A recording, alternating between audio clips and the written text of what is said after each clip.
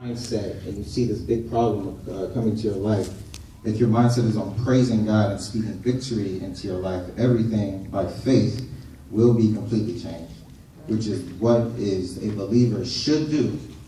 But obviously, a lot of people, it overcomes them, and a lot of people do not do this. When you're going through a good trial in your life, I say good trial, I'm sorry. When something everything's perfect in your life, you always tell others that are going through something that you need to praise, you need to worship, etc., etc. But when something in your life goes wrong, you always forget exactly what you tell everybody. Can somebody read 17:5-7, please? And he had a helmet of brass upon his head, and he was armed with a coat of mail, and the weight of the coat was 5,000 shekels of brass.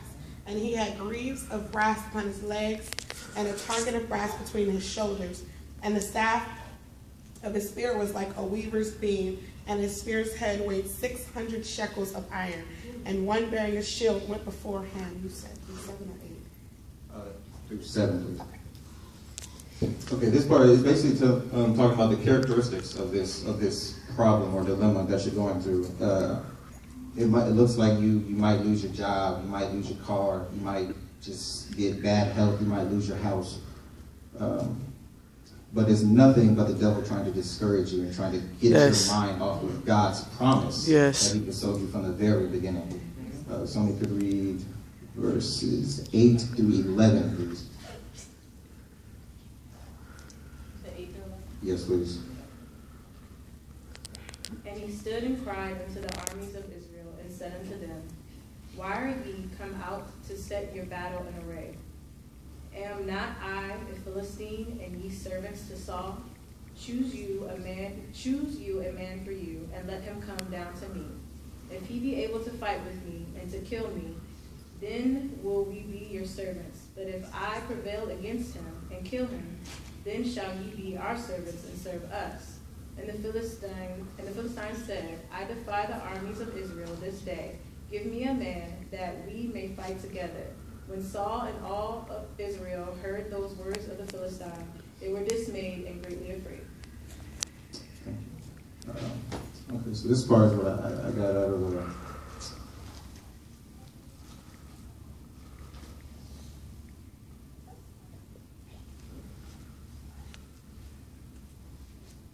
That's just, I got out of it. It's nothing but your problem just trying to talk to you. That's, again, that's Satan provoking you, saying that you aren't even a true child of God, that you're over here thinking that you're a prayer warrior and you're tearing up and giving up already. Already knowing and expecting the worst. God probably doesn't even hear you. If you just give up and curse God for going through, then everything would just be better, and you just feel like giving up. Everything just seems impossible when you just see this big valley and this big dilemma that's between you and God and your blessing. If we could skip down to verse 33, please, and somebody go to 33. And Saul said to David, Thou art not able to go against the Philistines to fight with him, for thou art but a youth, and he a man of war from his youth. So what I got about there'll be a voice in it. You'll think that they're your friends, the people that are closest to you. But from my understanding, my experience is nothing but the devil using them. You're not strong enough to go through. You're not equipped enough. You don't have the resources or wisdom to get through your situation. Can somebody read 34-37, please? And David said unto Saul, Thy servant kept his father's sheep, and there came a lion and a bear, and took a lamb out of the flock. And I went out after him, and smote him, and delivered it out of his mouth. And when he arose against me, I caught him by his beard, and smote him, and slew him. Thy servant slew both the lion and the bear, and this uncircumcised Philistine shall be as one of them, seeing he hath defied the armies of the living God. David said, Moreover, the Lord that delivered me out of the paw of the lion and out of the paw of the bear. He will deliver me out of the hand of this Philistine. And Saul said unto David, Go, and the Lord be with thee. What I got out of these verses is you got to speak to your situation. You got to encourage yourself sometimes you have to encourage yourself. God will always be there to encourage you, but a lot of people need that physical person to be there to encourage you. Sometimes you got to be yourself. Because a lot of people will say they're your friends, but you can't find them when adversity comes. Who used the word? That with God, you have to know that nothing is impossible. There's so many experiences that I've been through. I know everybody in here has been through an experience where it was nothing but God that brought them through. And sometimes you just have to speak to yourself, and you just have to rebuke anything that is not of God. You just have to rebuke Satan himself out of your life by the blood of Jesus that he shed for us on the cross. If anybody can read 38 through 40, please. And Saul armed David with his armor, and he put a helmet of brass upon his head.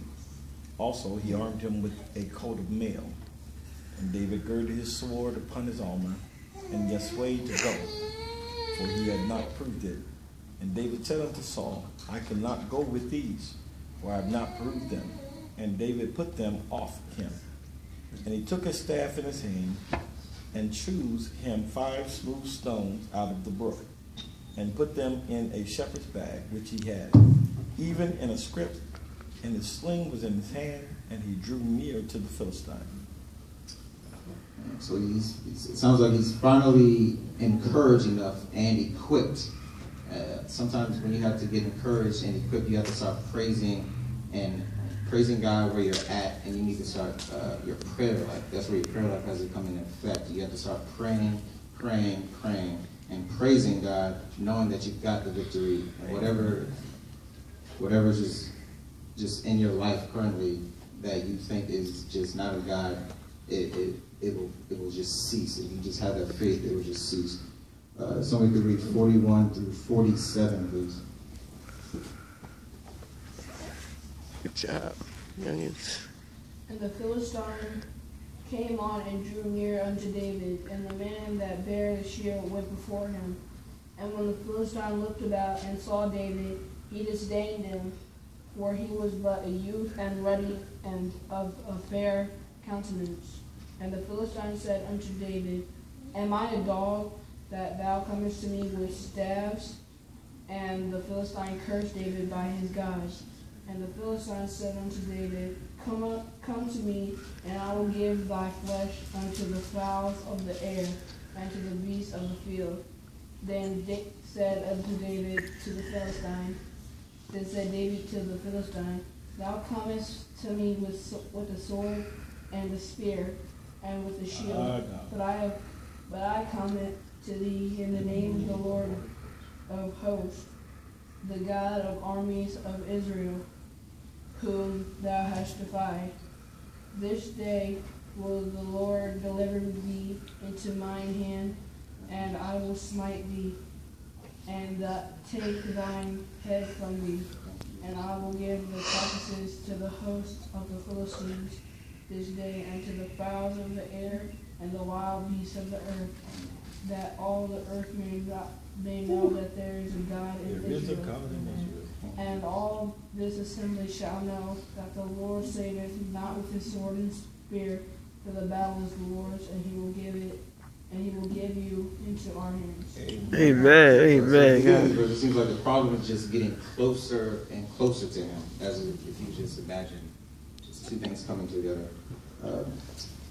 As it gets closer and closer, and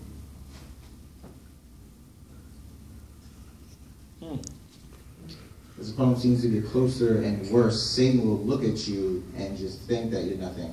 But you've got to stand strong. And when it feels that Satan just has you in his grips, you just have to just speak to Satan himself.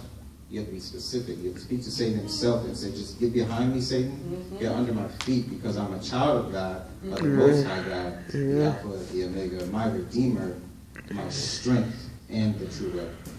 Anybody can read. It came to pass when the Philistine arose and came and drew nigh to meet David. And David hasted and ran toward the army to meet the Philistine. And David put his hand in his bag and took Bless you. Thank you. Thence a stone, and slain it, and smote the Philistine in his forehead. That the stone sunk into his forehead, and he fell upon his face to the earth. So David prevailed over the Philistine with the sling and with the stone, and smote the Philistine, and slew him. But there was no sword in the hand of David. So basically, once you finally realize that you had the power and that you were equipped with it the whole time from the beginning, nothing and no one can stand in your way. You will slay anything that tries to come your way. You will slay anything that even looks at you the wrong way. Prayer and praise will prevail everything. So I thank God for what He has given and bestowed in us. The moral that what I got out of this was God allows you to go through trials and tribulations. That's a part of life.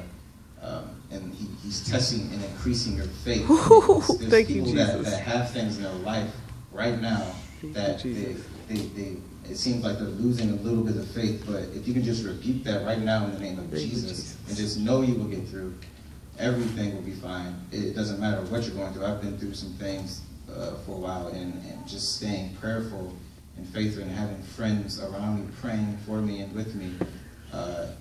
Everything always comes together, and God always gets the glory. And I just thank Him so much for everything that He's given me and equipped me with, and that He's also equipped you guys with. That is my message, and I thank you. Praise God, praise God. And I pray that this encourages anyone that is going through any type of situation. Praise God, praise